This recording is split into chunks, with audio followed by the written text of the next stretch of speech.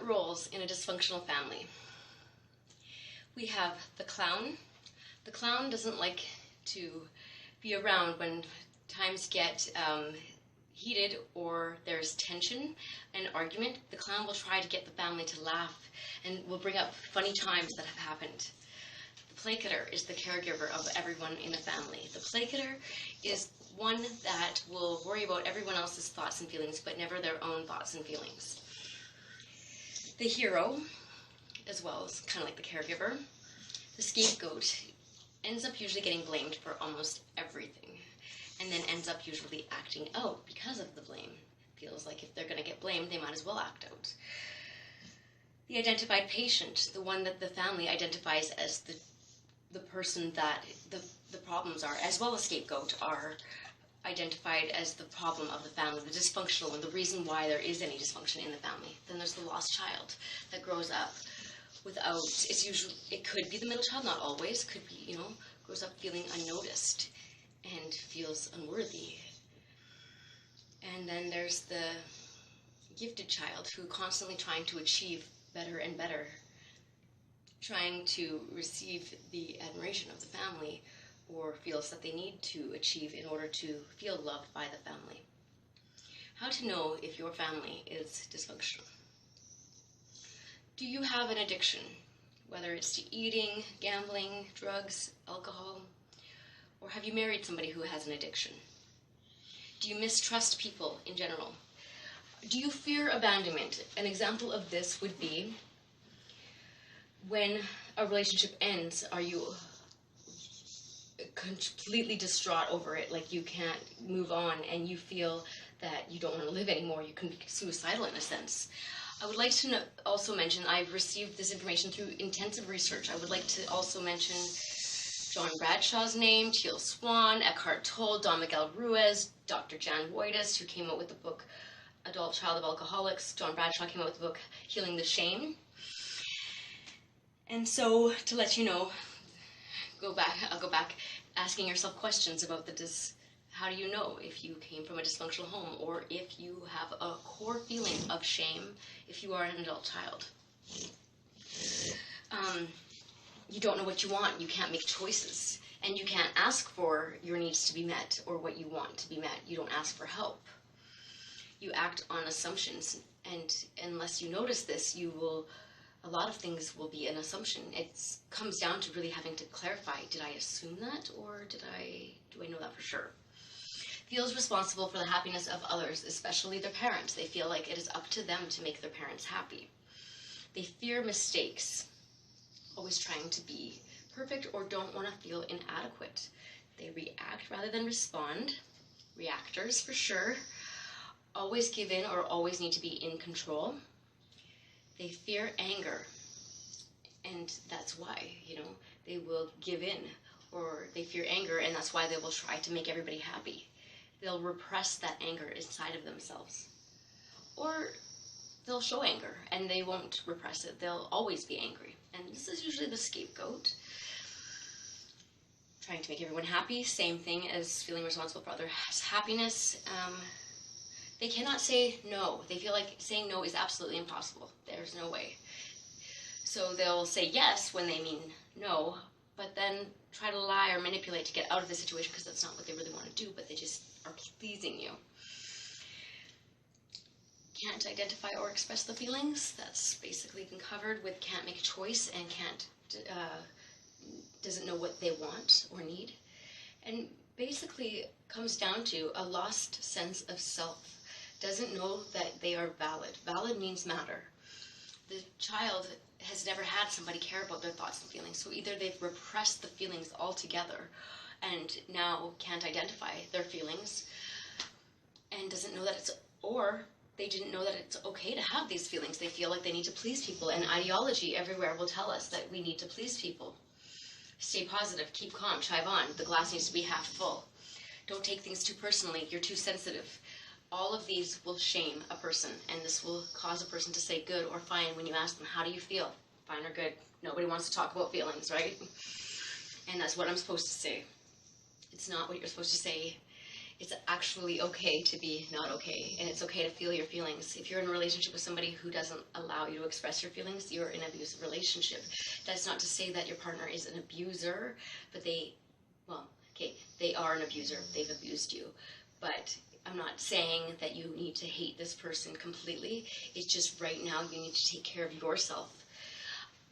When I was getting out of an abusive relationship, to tell me that my partner was a narcissist who didn't love me, who didn't have feelings, who didn't care, was hurtful to me, because I felt the love was there. There was something there. But yeah, he disregarded I had feelings. He never once asked me how I felt. Even if I told him I was trying to commit suicide, he'd say, okay, well, I gotta go. So the thing is you need to know that your thoughts and feelings are your choice. You matter. And to feel again, to find out what it is you're feeling. If you don't know how you feel, because you've lost that sense of self and you've lost the ability to feel your feelings, then the way to do this is to ask yourself, how did I feel when this happened? How do I feel about this situation? Constantly asking yourself, how do I feel? How do I feel? Feel. How do I feel? Until it clicks, until you know that you are valid, you matter. You do not need to please anyone. Your life matters. You are here with one life we know for sure, and that life is up to you to make the best story you can possibly make for yourself. Now, story. Dysfunctional adult children will grow up and they'll recreate the aspect of themselves that was lost in childhood. So there may be victim, villain, or offender, or hero. So there's always got to be a story in place, and we recreate by finding partners that are just like the parent we lost our validation from. And sometimes we lost our validation from both parents. So we can become like the parent that didn't validate us, or we can seek attention and approval from the parent that we didn't get our validation from. All of this stems down from shame. Shame ends up feeling like guilt. Shame ends up feeling like denial. Shame ends up feeling like anger. These are our emotions. These matter. Deep repressed emotion is depression. Deep pressure on emotions is depression. Unless we can express our repressed and suppressed emotions, how do we find a way to feel better? We can't run from negativity. We cannot run from sadness or anger or hurt. It's apparent that we live in a world where there is a lot of it.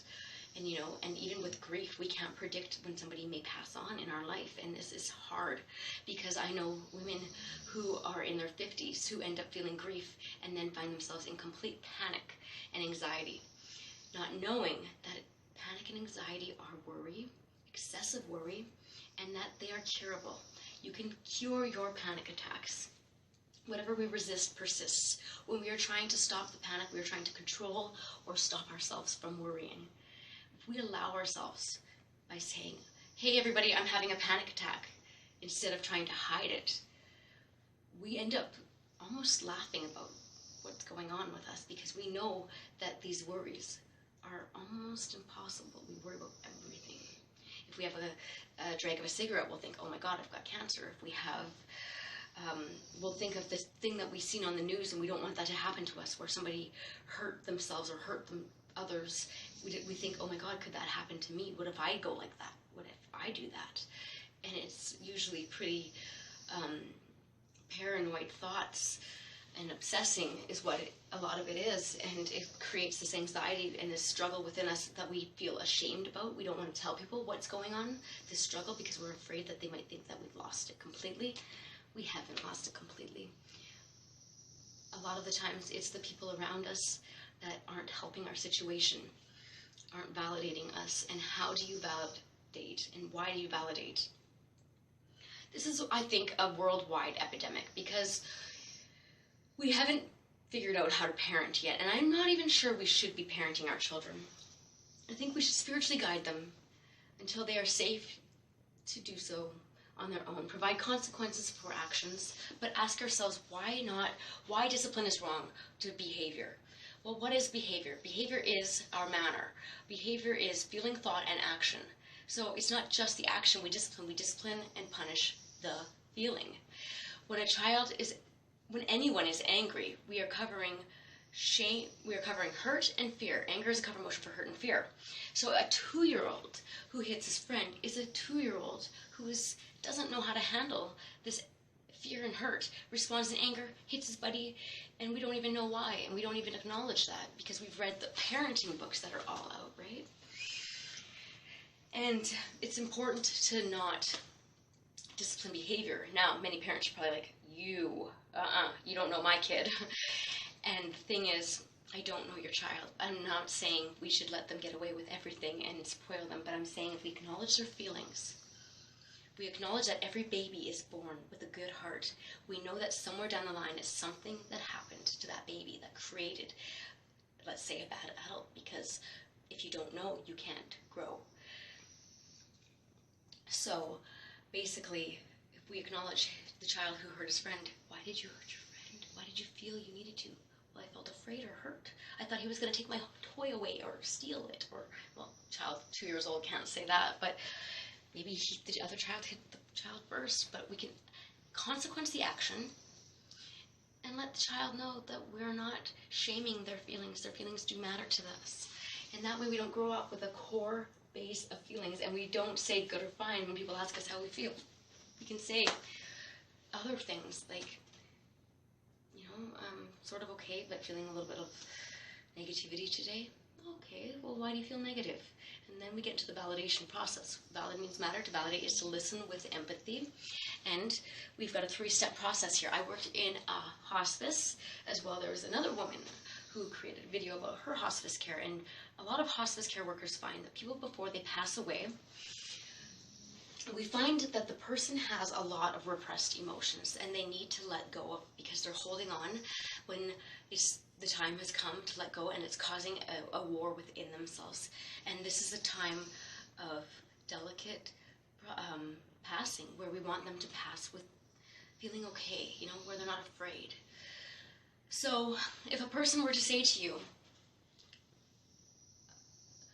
I feel hurt when you yell and scream at me, instead of blame, shame, deny, compare, guilt trip by saying things like, well, you hurt me first, or, well, it's because you did this, or, well, you're too sensitive, you take things too personally, or you always have to make me feel bad. Why do you always have to play the victim? Instead of saying or even trying to fix the situation, because that teaches the person that they can't fix or help themselves. It teaches them that they are not okay to have these feelings and that they can't help themselves. We enable people, but we really disable them by enabling. When we try to do everything for them, when we care give too much. People are all born with the tools to help and fix themselves. We can let them do that by validation. So to listen with empathy. Step 1, take a deep breath and ask yourself, what would it feel like to be in that person's shoes? And feel those feelings. Put yourself in their shoes to listen with empathy. Second, respond to them by saying what they said in a question, to let them know that they have a safe place to express their feelings or their hurt. Because validating somebody and letting them know their feelings matter restores self-worth and dignity. It gives that person an opportunity to feel safe to express and to know that they matter, and to know that it's okay to feel however they feel.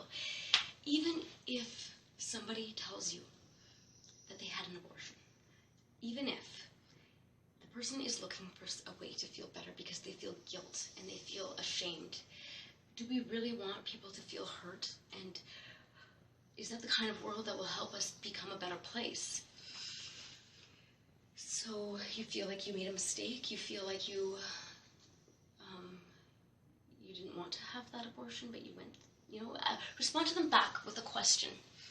So step 1 is take a deep breath, put yourself in that person's shoes. Step 2, respond to them back with a question, and listen with empathy is step 3, because what we're going to do is watch, and we're going to see, and we're going to allow this person to think and feel how they feel and find ways on their own to feel better. Well, the thing is, I couldn't afford to have a baby. My partner was abusive. I wasn't ready. I just got into school, or they'll say it was rape or something, and that is very, heavy feelings, and they're going to work it out. They're going to think and feel, and then they're going to feel better. And then they're going to come out and they're going to know that you care. you have empathy, that their feelings matter, and they're going to feel better, and they're going to trust you, and the next time that they have a problem, they'll know that you're a safe person.